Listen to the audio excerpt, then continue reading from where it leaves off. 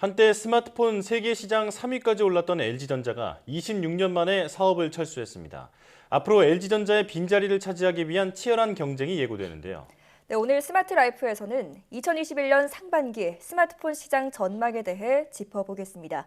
IT 칼럼니스트 이효훈 씨와 함께합니다. 어서 오십시오. 안녕하세요. 네. 자, LG전자가 오는 7월 31일부로 스마트폰 생산과 판매를 종료하겠다고 발표했습니다. 1995년에 모바일 사업을 시작한 지 26년 만의 일인데요.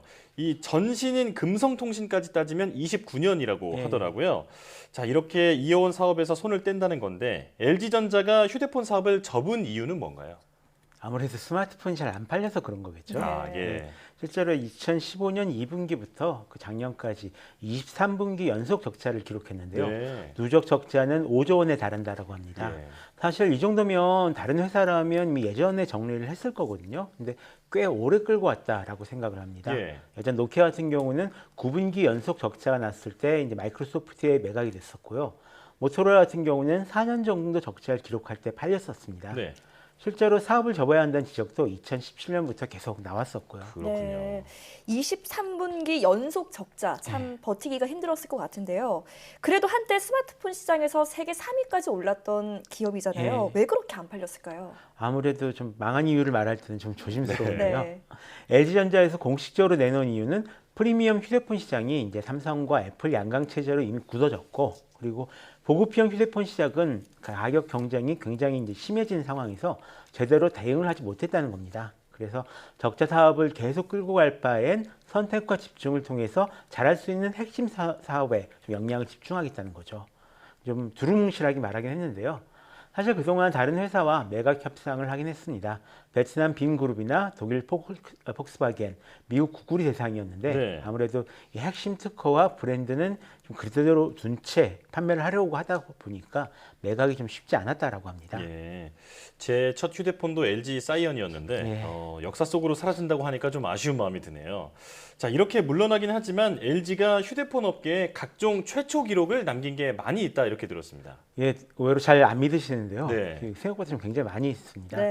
예를 들어서 그 피처폰이었던 프라다 폰 2가 있거든요. 이게 아이폰보다 먼저 정전식 터치스크린 탑재했던 폰입니다. 그리고 3D 영상을 찍을 수 있는 스마트폰도 내놨었고요. 아이패드처럼 4:3 비율 화면을 가진 스마트폰이나 최초의 모듈형 제품도 내놨었죠. 또 지금은 당연해진 전면 버튼을 처음 제거한 것도 LG G2였고 또 요즘 대부분의 카메라 앱에 들어가 있는 수동 카메라 모드나 플렉시블 디스플레이, 고해상도 디스플레이 또는 세로로 길쭉한 화면, 광각 카메라를 탑재한 스마트폰도 LG 제품이 처음이었습니다. 다만 그 기능이 꼭 필요해서 넣었다기보다는 어떤 차별점을 만들기 위해 들어간 그런 기능처럼 보인다는 문제가 항상 있었습니다. 말씀하신 것만 들어봐도 정말 다양한 시도를 했다 이런 생각이 드는데요. 그런데도 결국 사업 철수의 주요 원인은 이 스마트폰 시장에 너무 뒤늦게 합류했기 때문이다. 이런 지적도 나오고 있습니다. 어떻게 보십니까? 맞는 말이긴 합니다. 이 스마트폰 진입 시기를 놓친 것이 확실하거든요. 2010년부터 스마트폰 시장이 급하게 이제 상승을 하게 됐는데요. 여기에 올라타지 못했습니다. 다행히 2014년 출시한 G3가 좋은 평가를 받으면서 아슬아슬하게 이제 살아났다라는 평가를 받았었습니다. 휴대폰 시장은 이때부터 2년 정도 더 성장을 하고 2016까지 그리고 2017년부터 감소 정책에 접어들게 됐는데요. 이때 좀 두 가지 큰 실수를 저지르게 됩니다. 하나는 중국산 저가 스마트폰에 제대로 대응을 하지 못했습니다. 이 때문에 한국과 미국 정도에서만 그나마 좀 팔렸었고요. 다른 하나는 무리하게 차별성을 두려다가 2016년에 출시한 G5처럼 아예 팔리지 않는 제품을 만들어버린 겁니다. 이때까지만 해도 북미 시장을 중심으로 한 4% 정도 점유율을 이제 가져가고 있었는데요. 이후 판매량이 좀 쭉쭉 빠지게 됩니다. 특히 우리나라 판매량이 확 줄어든 게 이번에 사업을 접는데 큰 영향을 끼쳤다라고 합니다. 자본과 기술력이 있어도 흐름을 놓치면 도태될 수 있다는 걸 보여주는데요. 스마트폰 시장이 이토록 치열한데 지금 세계 스마트폰 시장에는 어떤 기업들이 남아있나요? 의외로 이 스마트폰을 따지는 회사만 보면은 굉장히 많습니다.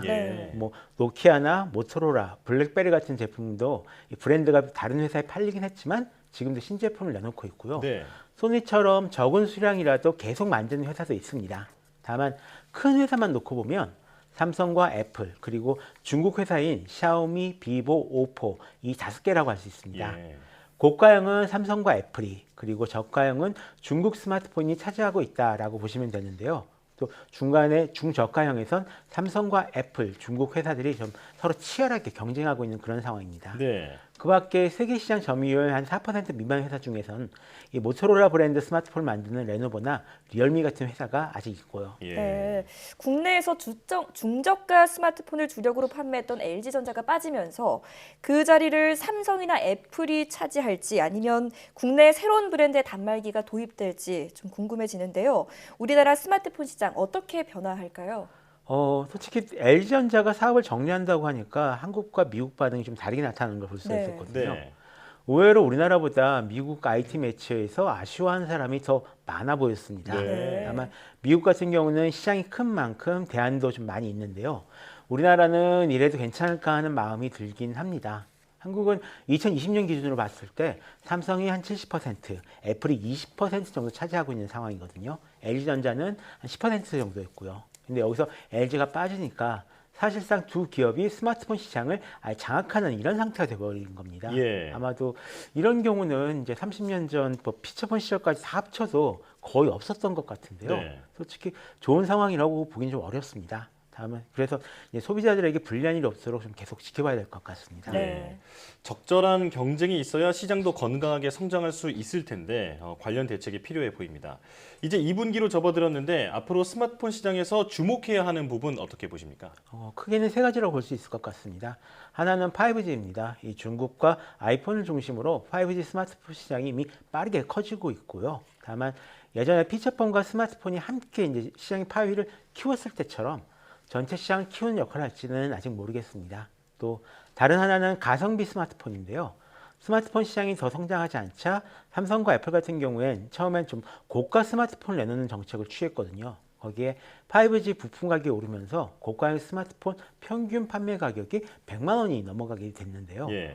올해는 반대로 가성비가 넘치는 제품이 많이 나올 듯합니다. 대표적인 제품이 한 달 전에 발표한 갤럭시 A52, A72 같은 스마트폰이라고 볼 수 있을 것 같은데요. 그동안 고급형에만 넣었던 여러 가지 기능을 중고가형 제품에도 모두 넣은 게 특징입니다. 네. 스마트폰 시장에서 주목해야 할 부분 5G와 가성비를 말씀해 주셨는데 나머지 하나는 뭔가요?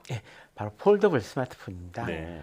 지금까지는 갤럭시 Z 폴드나 Z 플립, 모토로라 레이저 같은 제품만 나왔었는데요. 다들 뭐 만져보면 좋다고 하는데 가격이 한 280만 원 정도로 무척 비쌌습니다. 그래서 실제 구매자가 많지는 않았었는데요.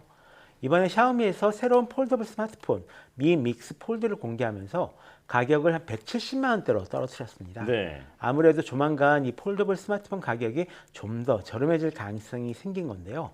여기에 대해서 뭐 S자 형태로 2번 접을 수 있는 스마트폰도 하반기에 공개된다라고 하고요.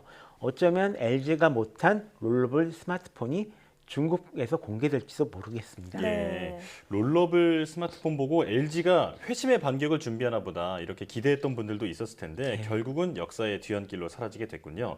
자, 그 추가적으로 중국 회사가 그 세계 탑5에서 3개를 차지한다고 말씀을 해주셨잖아요. 이게 그 사실 좀 놀라운데 우리 국내 시장에서도 중국의 그 중저가 폰이 좀 점유율을 높여가고 있는 현실인가요?